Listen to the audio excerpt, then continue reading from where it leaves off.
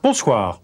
La Chine va-t-elle pouvoir longtemps poursuivre son étonnante expansion économique? La semaine dernière, je vous ai exposé la contradiction où se trouve actuellement le pays entre forte croissance et insuffisantes ressources énergétiques. Pékin doit fournir suffisamment d'énergie pour alimenter le développement dont dépend la stabilité politique de ce pays.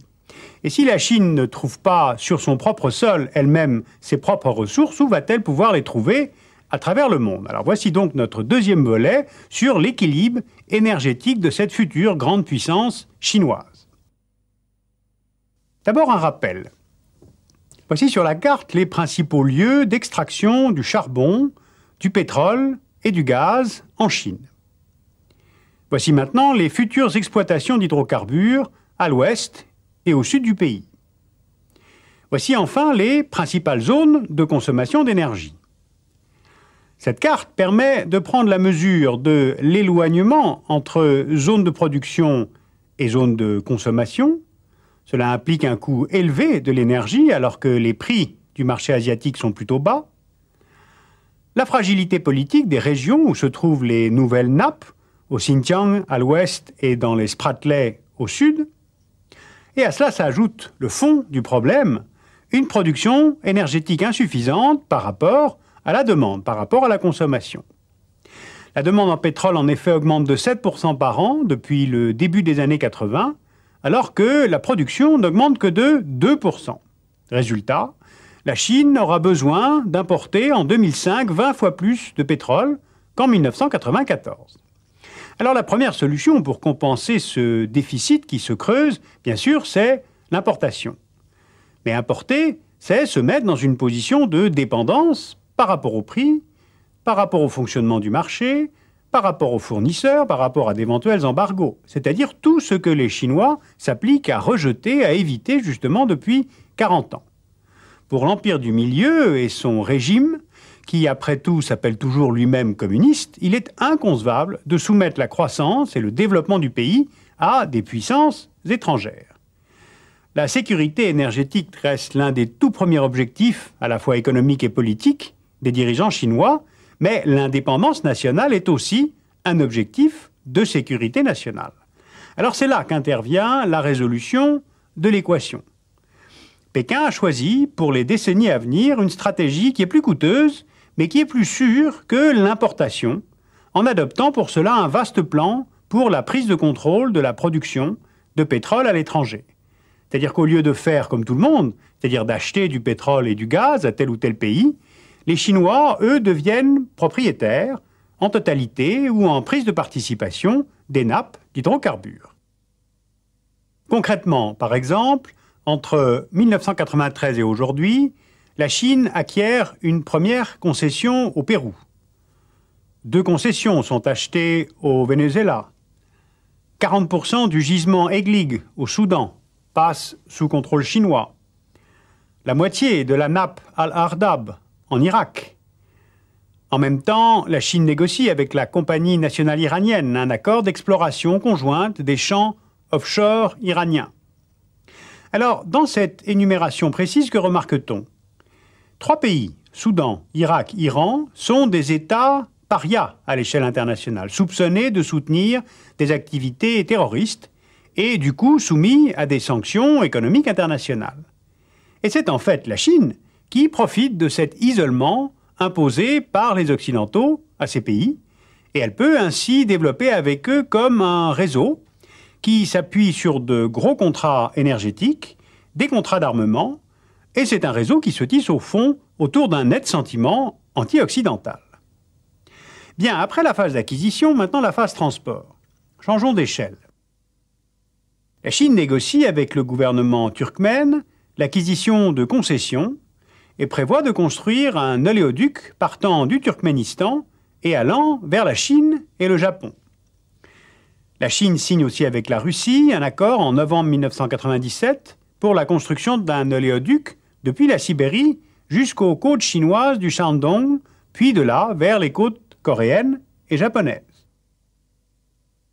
Et c'est au Kazakhstan que la stratégie énergétique chinoise est la plus offensive. Alors arrêtons-nous sur le cas du Kazakhstan parce qu'il est très lourd d'enjeux.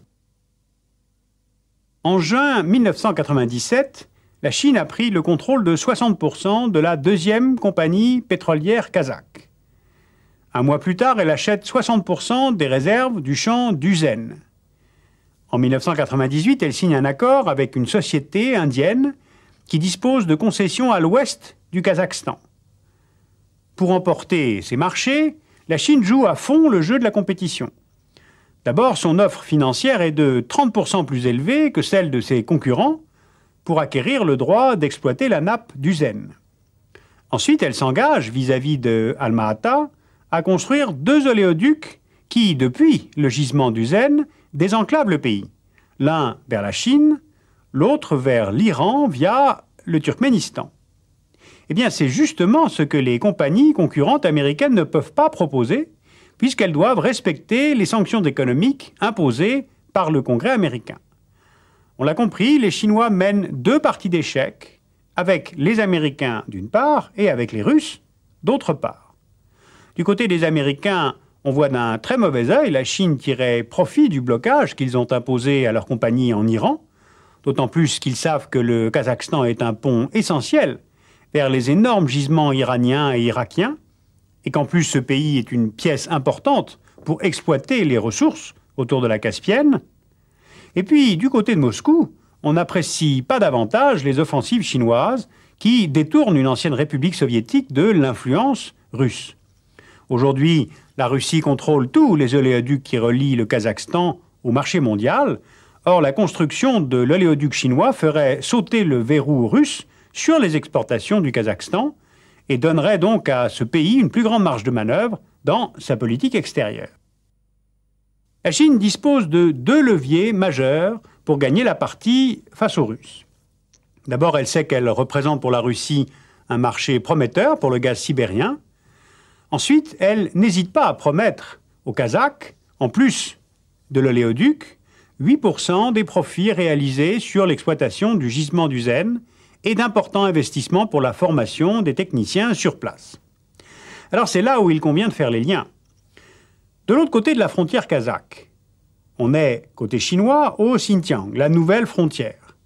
Le Xinjiang, c'est l'ancien Turkestan oriental conquis par les Chinois au XVIIIe siècle. Et Pékin a là plusieurs objectifs par ses projets énergétiques en Asie centrale.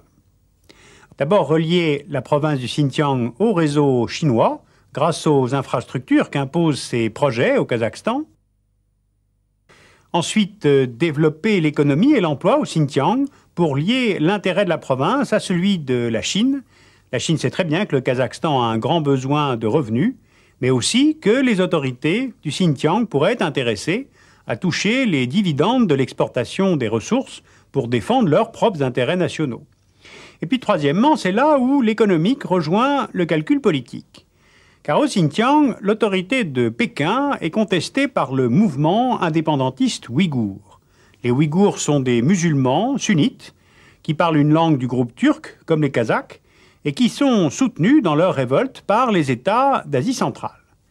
Donc, par ces investissements et ces projets, Pékin cherche à casser ces solidarités politiques autour des Ouïghours. Alors, cette question des relations avec le Kazakhstan contient en fait plusieurs problématiques.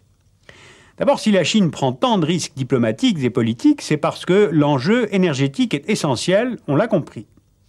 Mais il ne s'agit pas là que de gaz et de pétrole. Il s'agit aussi du contrôle qu'exerce Pékin sur son immédiate périphérie. Et là, je veux parler de l'intégration du Xinjiang à la Chine. À cela s'ajoute, troisièmement, le contrôle politique qu'exerce Pékin sur l'ensemble de la Chine.